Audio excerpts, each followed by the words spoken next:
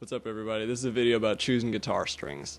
It's a dilemma most of us face every few months, every few weeks. Some of us face it every day, depending on how many guitars you have. I chose to put all my guitars in this video so I could show you some differences, make some examples. Let's go over some priorities. Your first priority is going to be, what do you need? Alright? Now, your need isn't necessarily what you want. We'll get to that in a second. But it takes priority, because you can't put nylon strings on an electric guitar and expect it to really do anything, because pickups pick up electronic, like magnetic vibrations through your steel strings, which is why you have to buy a steel type string. But so for your need, the first thing I'm going to go over is scale length. Now, you read up on a guitar and it'll say, what's the scale length? Well, what is the scale length? The scale length is going to be the distance between the vibrating points on your guitar string. So on this guitar, it's from this bridge right here where your strings stop all the way to here, right at the nut. And so the distance from there to there is your scale length. 26.5 inches is what you should get if you measure this guitar. And you should get like 24 3/4 if you measure this guitar, because it's a smaller scale.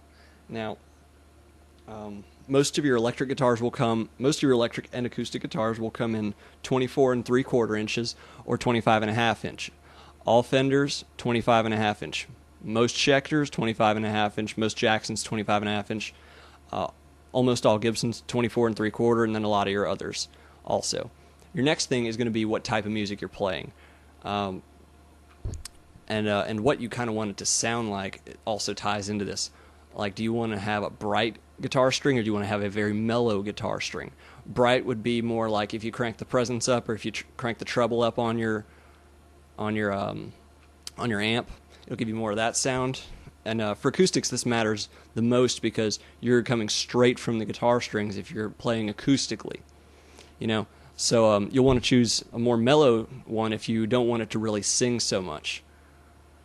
All right, and then another necessity is if you have finger oil problems. Several of my friends have these finger oils, and they eat guitar strings alive overnight. Another way to prevent that's wiping your guitar strings down.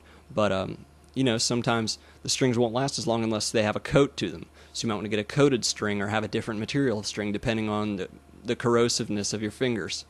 And then the last thing of necessity is a tremolo. Tremolos will tear up your strings on the ends and also the whole body. I mean, if you yank on your tremolo and that string pops, you aren't using very good strings for tremolo. I went through that experience with all my tremolo guitars. Now let's go to preferences. What kind of strings do you like is more of how do you like them to feel? Do you like them to feel very loose? Do you like them to feel very tight? Like if you're a shredder like me, you like them pretty tight, because that pick needs to have something that's not moving. If you're moving very fast, the pick, well, you don't need to be picking all over the place. But if you do light strings, it's probably because you're an acoustic player and you do big strumming. As much as I don't condone that action of huge strumming, get your light strings. Or lighter strings also if you're in a higher tuning. If you're in standard tuning, you might want to go get some 1052s. If you're playing down in standard C, you might want to get some 13 to 60s. If you like light strings, you might go get some 12 to 56s for standard C. If you like them real heavy strings, you might go get you some 11 to 54s for standard tuning, something like that. The next thing is your sound preference. If you like, I said that, the mellow and the brightness. The next thing I want to say is types of strings. Now, for acoustic, you're going to want to get bronze strings or brass bronze alloy strings. Some people get regular steel strings for their guitars. Now, mind you, most of your the acoustic strings and the electric strings are the same for the plain steel. Plain steel just means those little thin regular strings. So then there's also your plain steels is pretty much all electrics. Your nickel wound, which is they have a nickel around the core. You can get your standard string is probably a hex core, and that just means the string structure is like this hex-shaped rod, and then the string is wound around it. Then there are also flat wounds, which are, if you like sliding around, if you play a fretless, then you get flat wounds, and that just means the string feels like slick. I don't think they're good for shredding. Nobody uses them in shredding as far as I know, but mainly bassists will use them for fretless playing because it gives you no string sound. Then there's nylon strings, of course, but only get those if you have a nylon guitar, which has the proper studs at the end. If you have an acoustic guitar, just a regular acoustic like that one, these pegs will not be good for it because they're too small of pegs. That's the reason you see a nylon. It'll have a fatter peg for the nylon to strap around. Then you can get coated strings as well. Coated strings, they mainly come, Elixir is known for coated strings. They will be more expensive, but they will withstand more. And they just have like some sort of nano coating over them, and that'll protect them from corrosion and whatnot. Now, if you want to buy some strings, you're probably going to want something that lasts a while. Most people do, you know? And you don't want something that'll rust by tomorrow. But you should always wipe your strings down. I mean, I have just my little microfiber cloth. After I finish playing, run it across the strings once or twice. Done. That'll last your strings way, way long. Like, way longer than they usually do. And I'm serious about this. I wipe my strings down every time I play. You don't have to get all serious and get under your strings about it. I mean, just wipe off the surface, all right? And then you can also get some string goo. Like DR sells some string stuff. I put that on after I string up my guitars. It puts like a nano coating over afterwards, but it's not as good as the nano coating you can get initially, because those are usually like they're on there. Whereas the stuff I put on is like a liquid that goes on afterwards, kind of like a wax coating. It's not really permanent. But you really should not sweat the price. I cannot emphasize that enough. You want nice strings, spend the money. If you're going to pay online, you're probably going to spend anywhere $3 to $15 for electric guitar strings, anywhere from 10 to however much you want to spend on bass guitar strings. Those things are unlimited price. But if you go to a store, it's going to be more, you know. But be willing to spend that extra money. I mean, a set of Dean Markleys, $15. But you know what? They're worth it. Those Dean Markleys are good.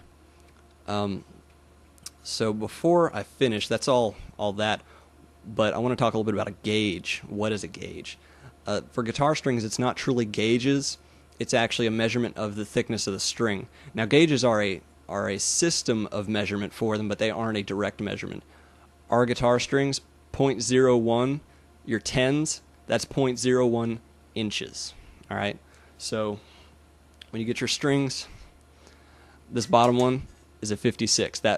That's just slang for guitar terms. I mean, it's a 0.056 inch thick string. So it's 56 hundredths of an inch thick. I mean 56 thousandths, sorry. And your top string is 1,000th of an inch thick. But on your strings, if you like to buy your regular 10 to 46s, you probably will notice that a few of the strings are a little tighter than the others. Well, a way to fix that is to buy a progressive set of strings, and that'll be like, I get 10 to 52s, and 10 to 52 just means top one's 10 and the bottom one's a 52, but in the middle, I like to get, I usually get a 10, a 14, no, a 10 to 15, a 19 or a 20, then I'll jump heavier for the wound strings, and those will be in the 30s, and then the next one will be in the 40s, and then the last one will always be in the 50s. Because the low string, you'd like it to be nice and thick, so it'll be a matched tension to your top ones. I mean, you don't want your strings, if you're shredding, you don't want it to be really tight string, medium string, really loose string, because that'll just throw you off. You want them all pretty tight, but you might not want them all the same tension. But it's just a concept called progressive tension. It's nothing too serious. Most of you probably just play with your 10 to 46s and are happy. That's fine. I mix and match strings. I'll buy like 3 packs and then swap the strings in and out, throw together a set. But that's about all I have to say about strings, you know. If you have any questions about buying strings, let me know. I have some experience with them. Bought a billion of them. But I hope this helps. I'll talk to you later.